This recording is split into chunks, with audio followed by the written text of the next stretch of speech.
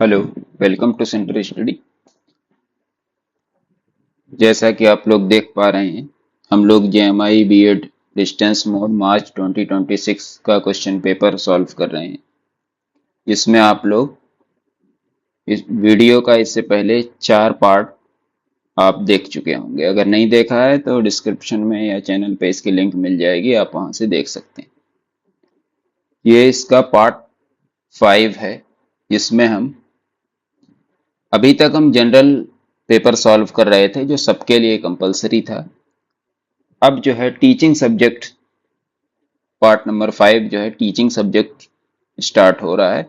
जैसे आप देख पा रहे हैं, choose any one teaching subject from section 5। ये सेक्शन 5A है, जिसमें टीचिंग सब्जेक्ट अभी हम मैथमेटिक्स का डिस्कस करेंगे।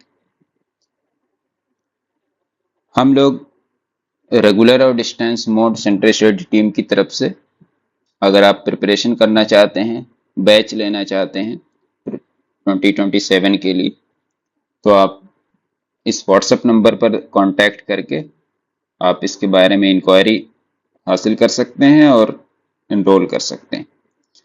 अगर आपको इसका पीडीएफ चाहिए, पीडीएफ फॉर्म में इसका सलूशन चाहिए, तो भी आप इस दिए गए व्हाट्सएप नंबर पे कांटेक्ट करके आप ले सकते हैं।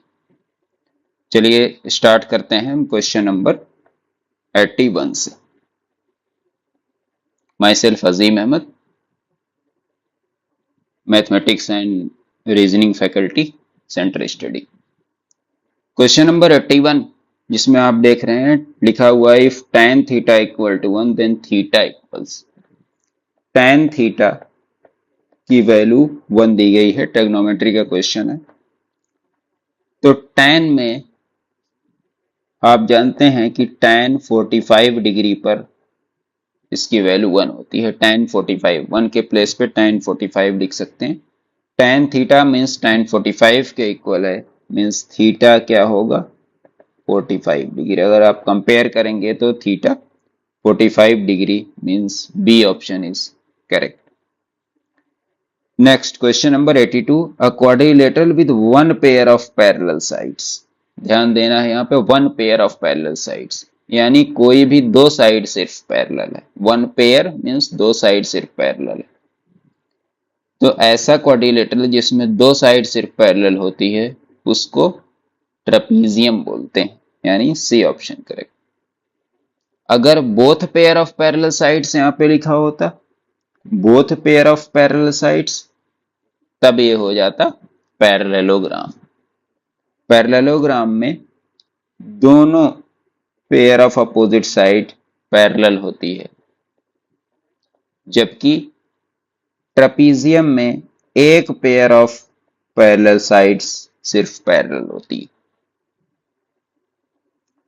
तो both pair of parallel sides अगर है तो पैरेललोग्राम है, one pair of parallel sides means trapezium. अब इसी पैरेललोग्राम के अंदर स्पेशल पैरेललोग्राम हो जाता है रोम्बस, जो कि ऑप्शन डी में दिया है। कब, जब इसकी पैरेललोग्राम, ऐसा पैरेललोग्राम जिसकी चारों साइड इक्वल हो। तो बहरहाल यहाँ पे one pair of parallel sides पूछा था, जिसमें ऑप्शन सी करेक्ट होगा। और काइट कहते हैं जिसमें adjacent side equal. Next question number 83, LCM of two numbers is 84। LCM दिया है 84 और जिसमें से एक नंबर 12, तो दूसरा नंबर क्या हो सकता है ये बताना है। अगर आप 84 का फैक्टर करेंगे तो 2 into 2 into 3 into 7, prime factorisation हमने किया, और 12 का 2 इंटू 2 इंटू 3 आए। अब आप देख रहे हैं कि ये चीज कॉमन है, 2 इंटू 2 इंटू 3, ये ऑलरेडी कॉमन है दोनों में। और एलसीएम होता क्या है, एलसीएम होता है highest power of each prime factor. जितने प्राइम फैक्टर हैं सबकी हाईएस्ट पावर ली जाएगी। Highest power of each prime factor, each prime factor. तो एक तो है 12 और एलसीएम आ रहा है 84। तो 2 इंटू 2 इंटू 3 से तो 84, 2 इंटू 2 इंटू 3 से तो 84 में भी 2 इंटू 2 इंटू 3 आ गया, बचा है 7। तो 7 या फिर 7 का कोई मल्टीपल। तो अगर अब देखा जाए तो 7 हो भी 7 भी हो सकता है, 14 भी हो सकता है, 21 भी हो सकता है। तो अगर देखा जाए तो इसका बी सी डी तीनों ऑप्शन करेक्ट। कुड बी क्या हो सकता है, तो 7, 14, 21। लेकिन अगर एग्जैक्ट देखेंगे तो एग्जैक्ट इन्होंने 7 मान के किया। हालांकि ये क्वेश्चन इस तरीके से हो सकता था, क्या नहीं हो सकता, तो आप 6 ले सकते थे। लेकिन बहरहाल 7 भी है, 14 भी है, 21 तीनों फैक्टर है। आप अगर निकाल 12 और 6 का 12 आएगा, तो ये ऑप्शन तो करेक्ट नहीं है, 84 आना चाहिए।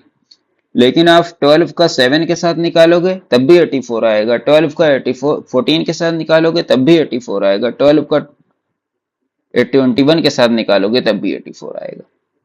लेकिन यहाँ पे अभी फिलहाल इन्होंने 7 माना है, यानी सबसे लोवेस्ट अगर देखा जाए तो 7 या 7 का मल्टीपल। तो अभी ऑप्शन 7 इसका करेक्ट हो जाएगा। Next, probability of sure event. Sure event बोलते हैं यानी ऐसा इवेंट जो एकदम बिल्कुल निश्चित हो कि होगा ही होगा, पूरी तरीके से कंप्लीट होगा, उसको कहते हैं श्योर और सर्टेन इवेंट। तो ऐसे की प्रोबेबिलिटी 1 होती है।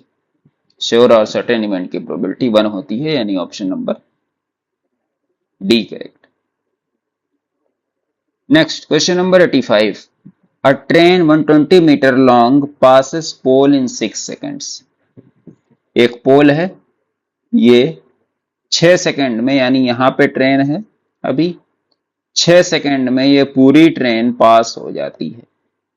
यानी ये डिस्टेंस कितना है, डिस्टेंस है 120 मीटर और टाइम है 6 सेकंड्स। हमें स्पीड निकालनी है, तो स्पीड होता है डिस्टेंस अपॉन टाइम, यानी 120/6 that is 20 metre per second, यानी ए ऑप्शन इसका करेक्ट होगा। Next, a teacher ask student to justify why 0.999 equals 1, कि 0.999 ये अप्रोक्सीमेटली 1 के इक्वल होता है यूजिंग अलजेब्रिक रीजनिंग। टीचर ने स्टूडेंट से पूछा कि इसको अलजेब्रिक रीजनिंग के थ्रू जस्टिफाई करो कि क्यों इसके बने।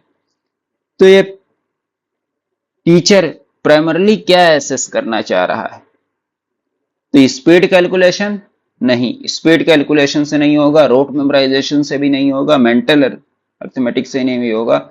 जाहिर सी बात है इसमें लॉजिकल मैथमेटिकल रीजनिंग की जरूरत पड़ेगी, लॉजिक के थ्रू होगा, यानी 86 का ए ऑप्शन करेक्ट हो जाएगा।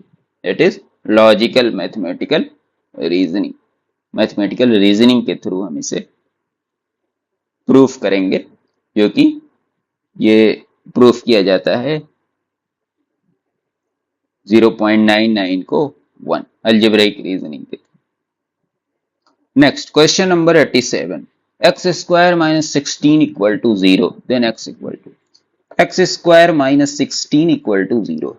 एक्स की वैल्यू निकालनी है, यानी 16 को लेफ्ट साइड से राइट हैंड साइड ले जाएंगे तो माइनस से प्लस हो जाएगा, स्क्वायर हटाएंगे तो 16 पे स्क्वायर रूट लग जाएगा, इसका मतलब होता है +-4 मीन्स +4 का स्क्वायर, +4 इंटू +4 करोगे तब भी 16 आएगा, -4 इंटू -4 करोगे तब भी 16 आएगा, मीन्स इसका आंसर होगा +-4।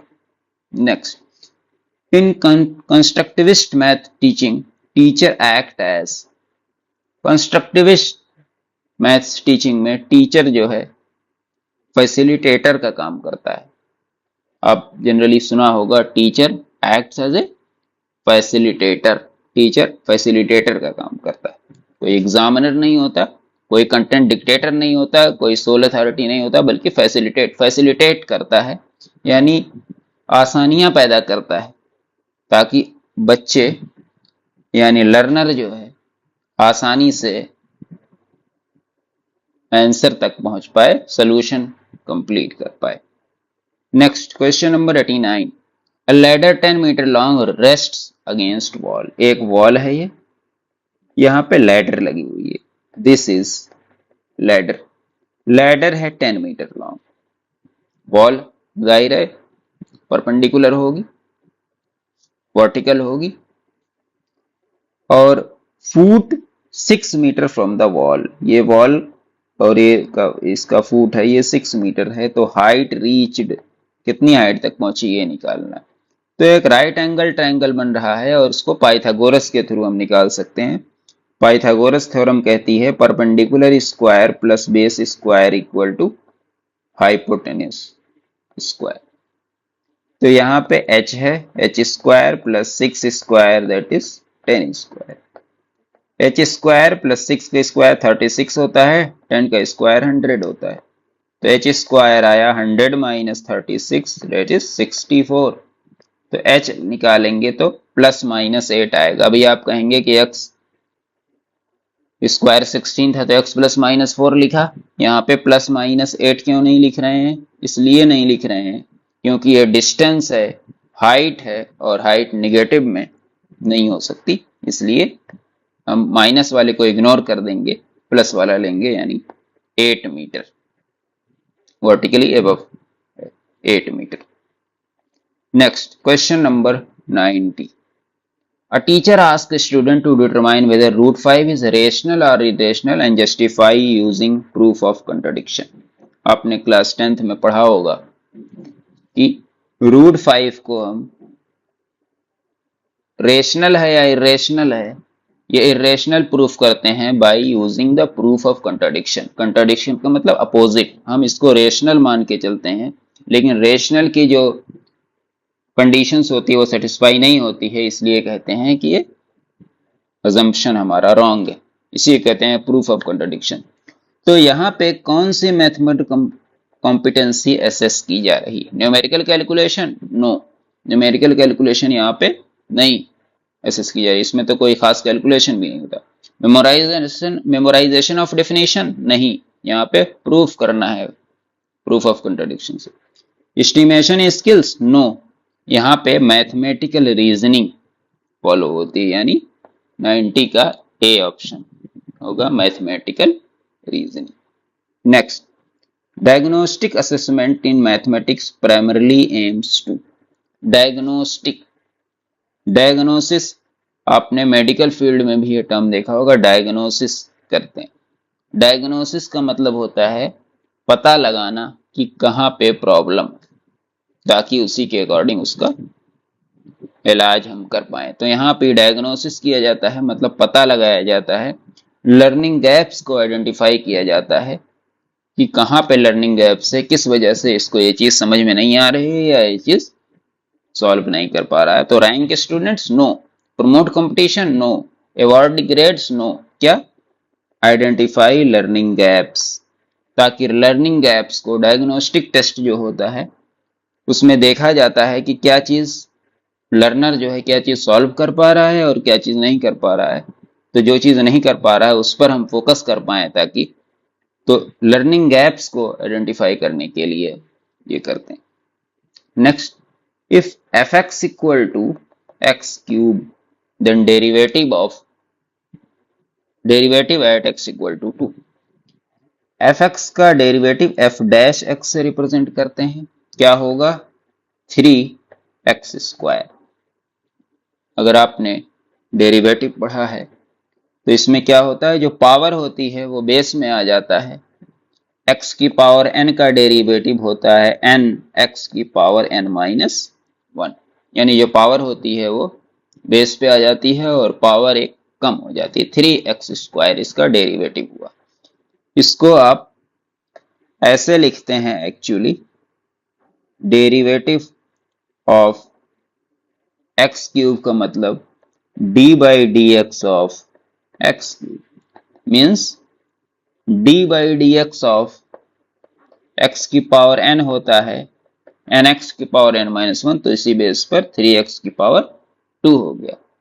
अब एट x इक्वल टू 2 पूछा है, तो यानी x के प्लेस पे 2 रख देंगे, f डैश 2 निकालना है। तो 3 इंटू 2 स्क्वायर, 2 2 या 4, 3 या 12, that is answer number B correct है इसका। नेक्स्ट क्वेश्चन नंबर 93, सेट का क्वेश्चन है। रिलेशन एक दिया हुआ 1 2 2 3 3 4, डोमेन इज, तो अगर इस तरीके का ऑर्डर्ड पेयर दिया हो तो डोमेन जो होता है set of all the first coordinate means input values from the ordered pairs, यानी सबका फर्स्ट कोऑर्डिनेट ले लो 1 2 3, तो इसका डोमेन जो होगा वो क्या होगा 1 2 3। डोमेन होता है ऑर्डर्ड पेयर में अगर बात करें तो डोमेन होता है set of all the first coordinate, जिसको इनपुट वैल्यूज भी कहते हैं। इनपुट वैल्यूज हम कहते हैं क्योंकि फर्स्ट कोऑर्डिनेट हमने इनपुट किया होगा, फिर दूसरे पे आउटपुट, जैसे x की वैल्यू हमने रखा y की वैल्यू निकली होगी। तो फ्रॉम ऑर्डर्ड पेयर्स, अगर ऑर्डर्ड पेयर्स की बात करें तो जो फर्स्ट कोऑर्डिनेट होता है उसको इनपुट वैल्यूज को हम डोमेन कहते हैं। तो तीनों का डोमेन लेंगे तो 1 2 3 का सेट आएगा, यानी option number B correct. X square minus 9 is factorised, correct form is x square minus 9 को हम एक्स स्क्वायर माइनस 3 का स्क्वायर लिख सकते। ऐसा क्यों लिखा? क्योंकि अलजेब्रा में एक आइडेंटिटी होती है A square minus B square equal to A plus B A minus B. अगर इस फॉर्म का है तो हम ये आइडेंटिटी अप्लाई कर सकते हैं। एक बार दोनों टर्म को ऐड कर देंगे बेस को और एक बार दोनों टर्म को सब्ट्रैक्ट कर देंगे, means x plus 3 x minus 3।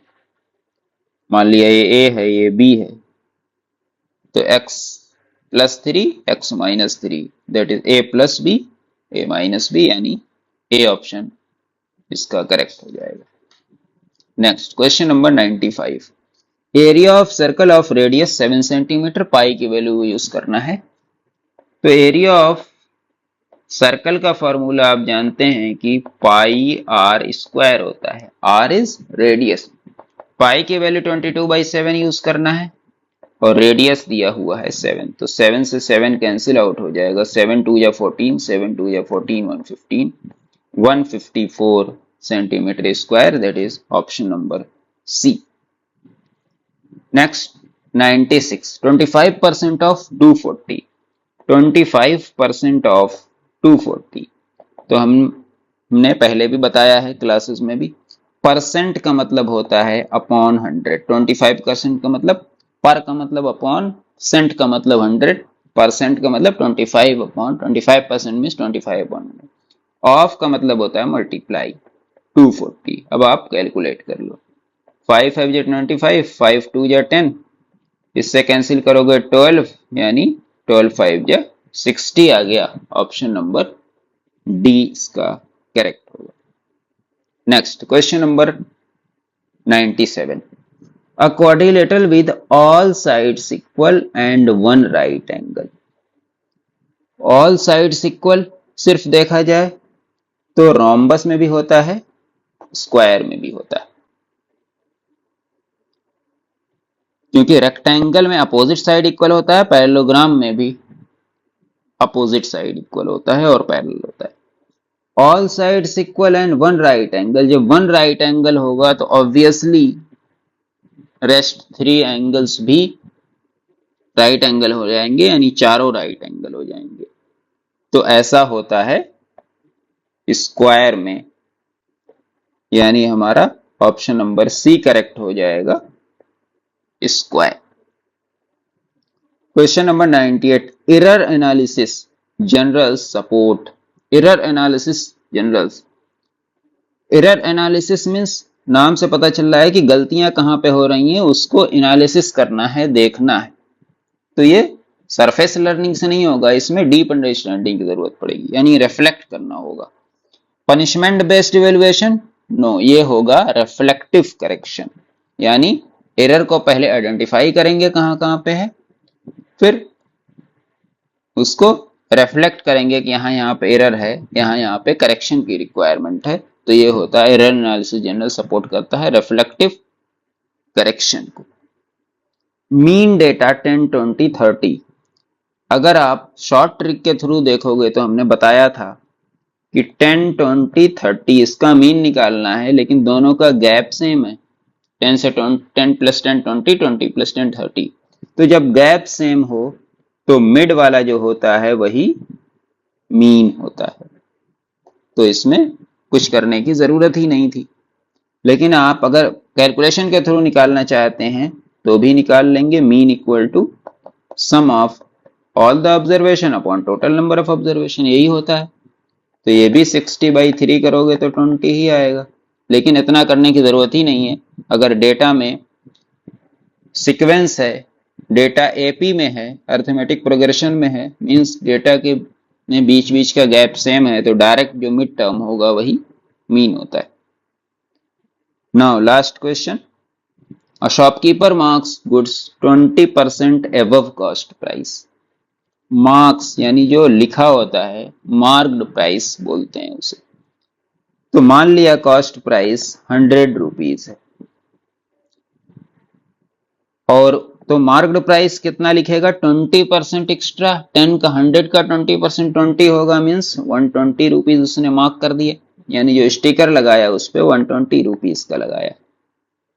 अब उस पर 10% डिस्काउंट दे रहा है वो, तो नेट प्रॉफिट परसेंट कितना होगा?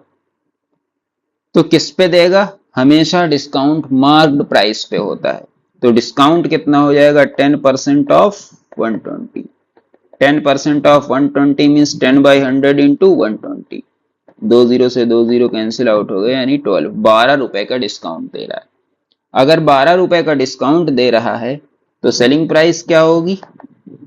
120 रुपए लिख करके 12 रुपए का डिस्काउंट दे रहा है, मीन्स वो 108 रुपए में बेच रहा है।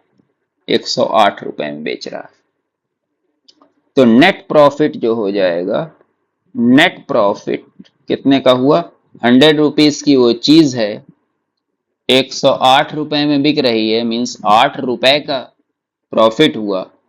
और अगर 100 ही सीपी है तो 8% का प्रॉफिट हुआ, यानी 8%।